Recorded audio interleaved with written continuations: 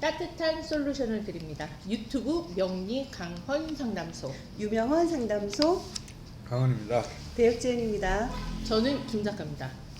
1, 2, 1, 2, 3, 4.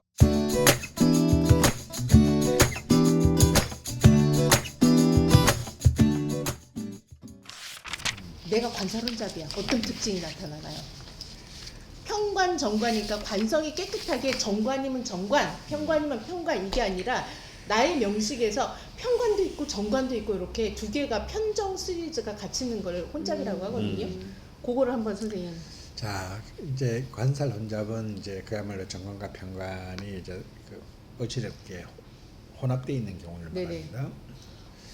근데 이제 특히 사실은 뭐 꼭 관살 혼잡 말고 나머지도 다 혼잡이 있을 수 있는데 그렇죠. 재성 혼잡이 될 네네. 수도 있고 식상 혼잡이 있을 수 있는데 네. 유독 관살 혼잡만을 이제 네. 고전에서 강조한 이유는 네. 일단 관은 뭐냐면 첫 번째로 생명과 관련돼요. 내 건강과 관련되는 거라. 네. 그러니까 건강이 불안정하다는 뜻이 돼요. 두 번째는 옛날 출세, 네. 출세. 권력과 관련된 겁니다. 네네. 옛날에는 이제 그게 전부 다였기 때문에 남자들의 네. 삶에 예, 있어서는 네. 자, 그러면 이제 관살 혼잡이 되면 이제 출세로 나아가는 길이 깔끔하고 깨끗하지 못하다. 뭔가 난관도 많고 그냥 딱 오리지널 엘리트 코스가 아니라 뭔가 어둠과 우회의 영역을 통해서 출세해야 되는 이제 그런 네. 개념을 봤기 때문에 안 좋고, 세 번째 여성의 경우는 이제 옛날에는 관이 남편이었기 네. 때문에 네. 쉽게 말해서 일부 종사 백년해로가 어렵다. 이 세 가지 이유로 관살 혼잡이 이제 굉장히 부정적으로 네. 보았습니다. 그런데 이미 봉건 시대에도 예를 들어서 적천수 정의를 쓴 임철초처럼 관살 혼잡이 그래 나쁘다고 볼 수 없다. 네. 라고 주장하기 시작한 사람 아주 선구적인 분들도 많고요. 물론 뭐 자평진전에서도 뭐 관살혼잡이라고 해서 다 나쁘다고 볼 수는 없다라고 하는데, 왜냐하면 어떤 의미에서는 삶을 살아가다 보면 정관을 써야 될 때도 있고 평관을 써야 될 때도 있는데, 관살혼잡이면 쉽게 말해서 정도와 사도를 다 쓸 수 있다는 뜻이거든요. 하이브리드네요. 그렇죠.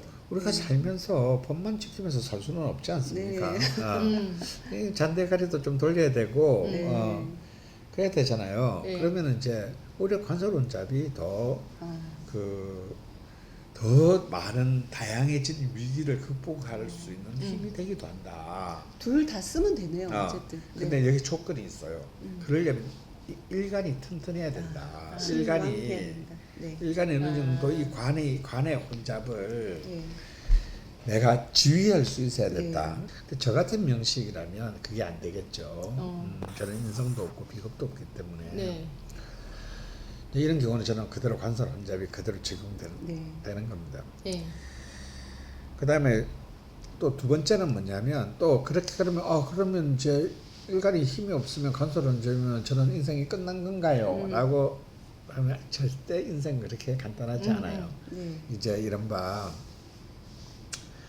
뭐 합간유살, 거살유간 뭐 이런 개념들이 있습니다. 그래서 오히려 이렇게 평관과 정관을 다 가지고 있는데 합이나 충으로 한쪽이 딱 묶이게 됐을 때 남은 하나가 더 빛을 발하는 경우가, 저는 이제 실제로 그 임목하고 묘목 정평관이 혼잡인데 제가 그 18년 무술년에 왔을 때 묘술합이 되고 임목 평관만 딱 깨끗하게 남았을 때 제가 그 내 생에서 유일하게 그렇지. 조직의 맛을. 조직의 수장이 됐죠. 조직이 그런 조직 아니에요. 칠성파 이런 거 말고 조직의 수장.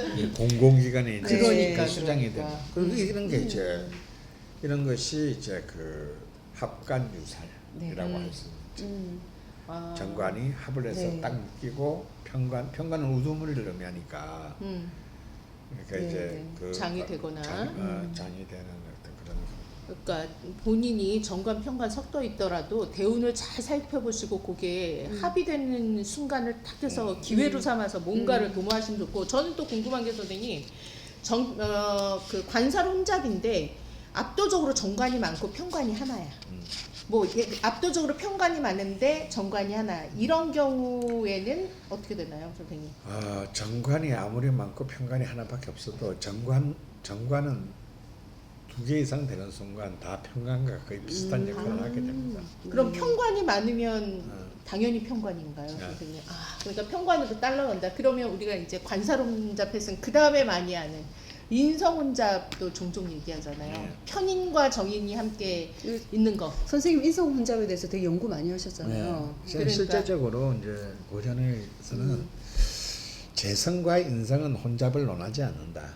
재성과 재성과 인성은 인성은 이렇게 정제나 편제나 네. 편인이나 정인은 다 비슷비슷한 무림으로 네. 굳이 그 혼잡돼서의 폐해는 없다. 네. 이런 이제 주장을 많이 합니다. 네.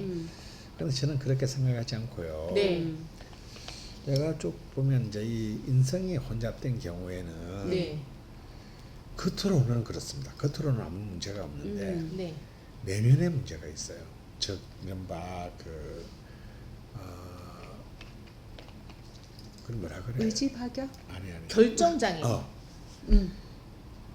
결정이 늦어요. 이른바 결정장애 요인이 굉장히 큽니다. 근데 사실 이게 잘 생각해 보시면 네. 100년 전에 시간이 느리게 흘러갈 때는 결정장애라는 것은 오히려 미덕일 수도 그렇죠. 있어요. 약간 신중함으로 사람이 느껴질 참 수도 있죠. 진중하고 신중하네. 네. 이렇게 봐줄 수가 있어요. 네, 맞아요. 근데 요즘 같은 속도전의 시대에서는 네. 이 결정장애자들은 그 세상의 속도를 못 따라가기 맞아요. 때문에 경운될 수밖에 없습니다. 너 지금 아직도 뭐 하고 있냐? 이런 소리를 듣게 된다는 맞아요. 거야. 그러니까 뭐 너 인성이 완전 너 없는 우리 월급 루팡 아니냐? 이런 소리를 듣게 되는 거예요. 맞아요. 그래서 그 인성혼잡은 오히려 이제 이른바 테일러 시스템 이후의 자본주의에서는 굉장히 힘든 내용이 됐다라는 거예요. 그다음에 재성혼잡도 사실은 저는 좀 문제가 있다고. 재성혼잡.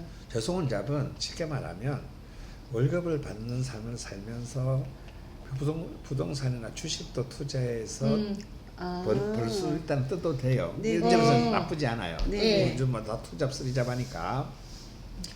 근데 재성혼잡의 문제는 뭐냐면 관계의 문제가 발생할 수 있습니다. 그러네.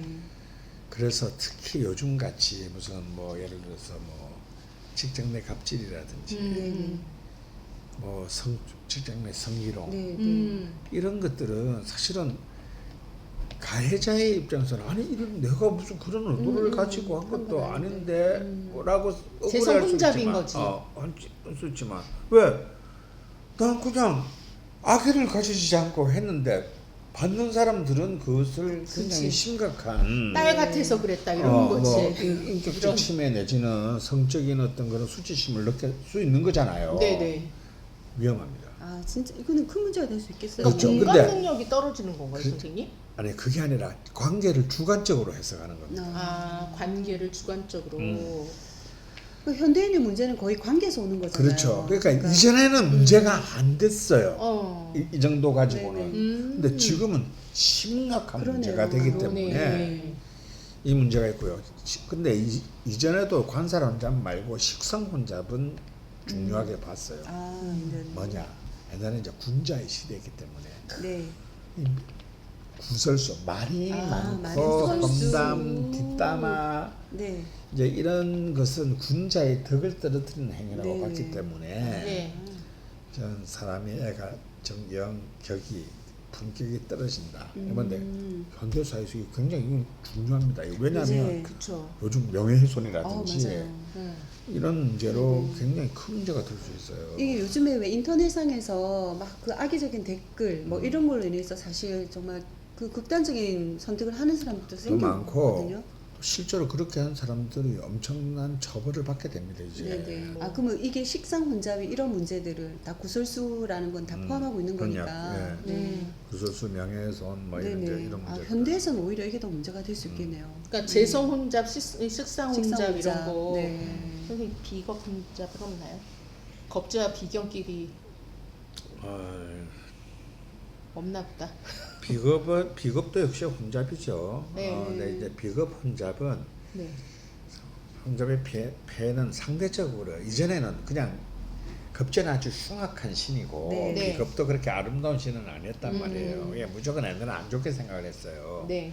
근데 거꾸로 오히려 비겁이 동시에 있다는 것은 네. 지금 시대에서는 이전에 비한다면 저는 네. 좀 좋은 네. 의미가 더 많아졌다고 볼 수 있습니다. 네. 이건 뭐냐면 자기 결단력, 자기 주도력이 높아졌다라는 네. 것이기 때문에 나중에 문제 결국은 남의 얘기 안 듣고 부모 뭐 자기 선생 얘기 안 듣고 이를 저질러도 자기는 누굴 탓할 수가 없는 거죠. 그렇죠.